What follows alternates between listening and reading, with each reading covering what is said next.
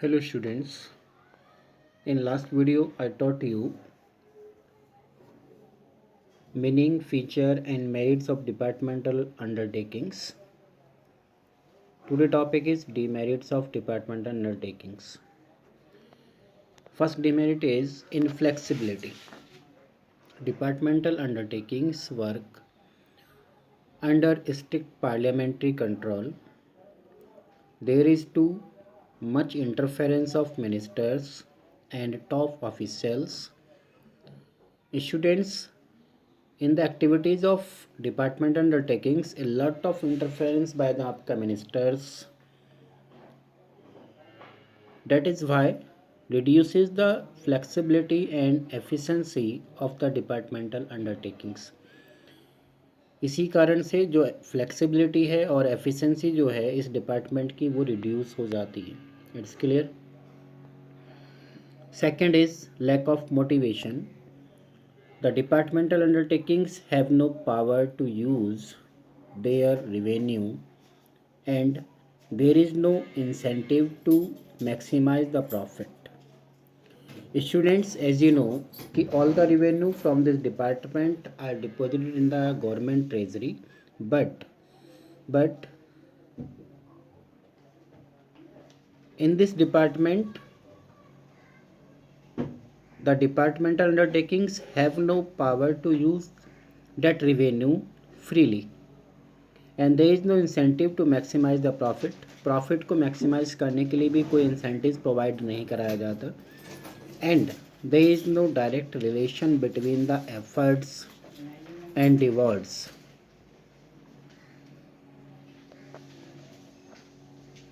Employees के लिए जो एम्प्लॉयज़ के एफर्ट्स का और उनके रिवॉर्ड्स में भी कोई रिलेशन नहीं है. So employees are not motivated. That is the reason कि employees are not motivated to perform to their best ability. Next is lack of financial autonomy. The departmental undertakings cannot plan long-term investment project. Students, इस department का long term project में investment करने का कोई plan नहीं होता because this is matter of budgetary control of government. They are not allowed to use their own revenue freely as these have to be deposited in the government treasury. As you know students कि इस department को अपने revenue को freely use करने का कोई right नहीं होता and all the revenue are deposited in the आपका गवर्नमेंट ट्रेजरी. तो it has no freedom of utilising funds in its own way.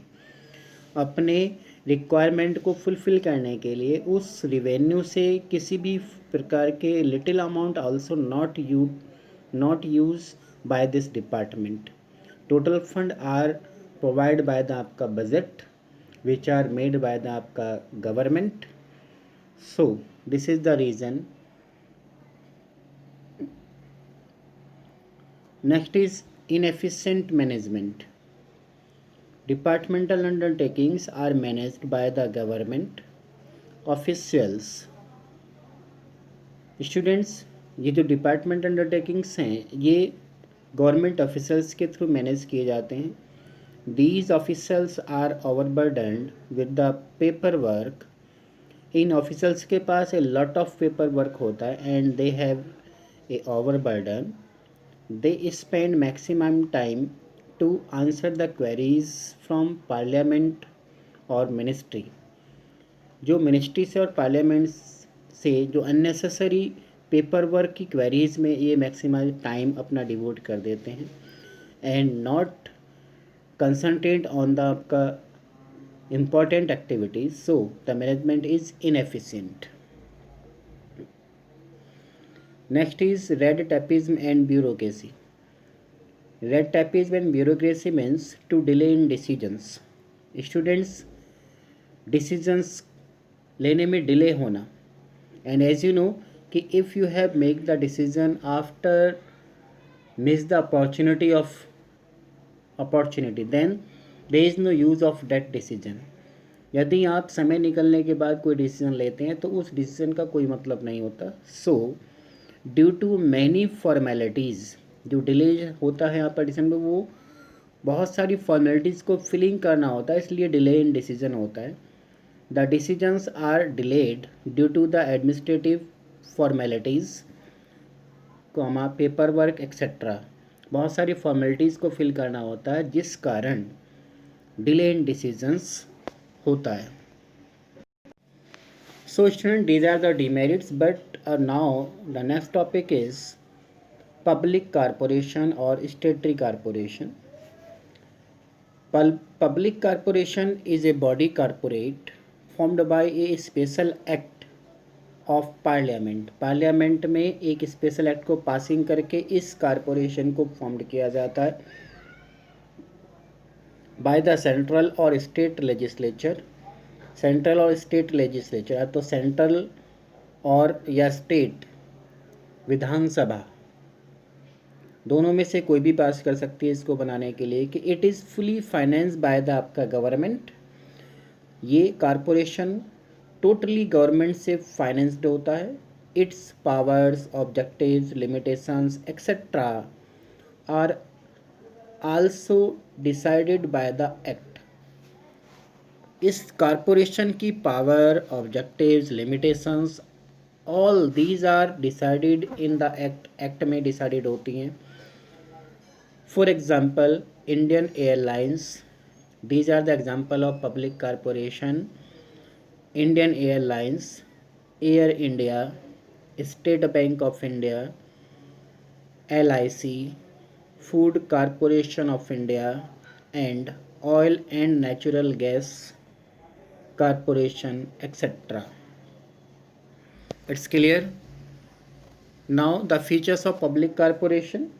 First feature is it is created by an act. इसका जो formation होता है वो act के द्वारा होता है, which is passed in parliament, जो पार्लियामेंट में पास किया जाता है, और सेंट्रल और स्टेट लेजिस्लेटर, मतलब राज्यसभा में और लोकसभा में, इनमें से किसी एक में पास करके इस बॉडी को, इस कॉर्पोरेशन को फॉर्म्ड किया जा सकता है। Second, the powers, objectives and limitations of public corporation are defined in the act only. जो इस कॉर्पोरेशन की पावर्स हैं, ऑब्जेक्टिव्स हैं, लिमिटेशंस हैं, वो सारी की सारी इस एक्ट में ही डिफाइंड होती हैं।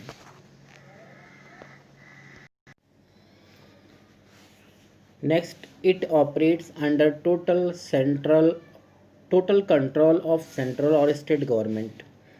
जो एक्टिविटीज़ इस कॉर्पोरेशन की वो टोटली अंडर सुपरविज़न या टोटली कंट्रोल्ड बाय द आपका सेंट्रल और स्टेट गवर्नमेंट के कंट्रोल में होती हैं। It is a separate legal entity. It gets registration automatically when act is passed in the parliament. Students, इस कारपोरेशन की जो एंटिटी है, जो आइडेंटिफिकेशन है, that is separate from its employees और members, and it gets registration automatically when act is passed in the parliament. जब parliament में act pass हो जाता है तो ये ऑटोमेटिकली रजिस्ट्रेशन इसका हो जाता है।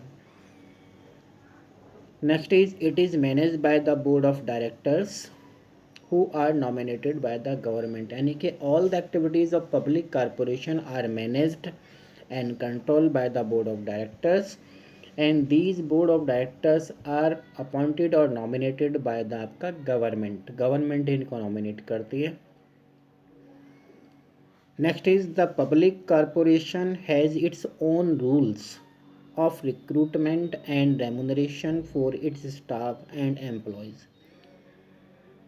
पब्लिक कॉरपोरेशन के अपने रूल्स हैं रिक्रूटमेंट के, यानी कि किसी भी एम्प्लॉयज़ को रिक्रूटिंग करना है, अपॉइंटमेंट करना है, तो उसके अपने रूल्स एंड रेगुलेशंस हैं। And remuneration for its staff and employees, और अपने स्टाफ को किस स्केल से रेमुनरेशन प्रोवाइड कराना है, इसके भी अपने इसके खुद के रूल्स एंड रेगुलेशंस हैं।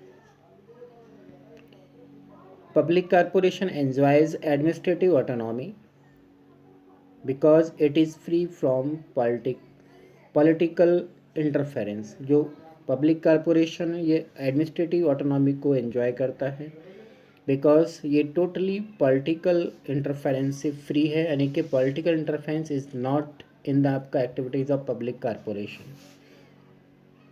Next is the main motive of public corporation is service to general public. तो मेन मोटिव है इस पब्लिक कॉरपोरेशन का, that is service to the आपका general public, not earning of profit. It is accountable to parliament और state legislature for its operation. जो public corporation है ये अपने ऑपरेशंस के लिए पार्लियामेंट के या स्टेट लेजिस्लेचर के अकाउंटेबल है। It has to submit its annual report on its working. अपनी वर्किंग के एनुअल रिपोर्ट्स को सबमिट करनी होती है। And last is the accounts of public corporation are generally audited by the financial officer and auditor general. जो public corporation है इसके accounts को जो ऑडिट किया जाता है वो फाइनेंशियल ऑफिसर के द्वारा या ऑडिटर जनरल के द्वारा किया जाता है।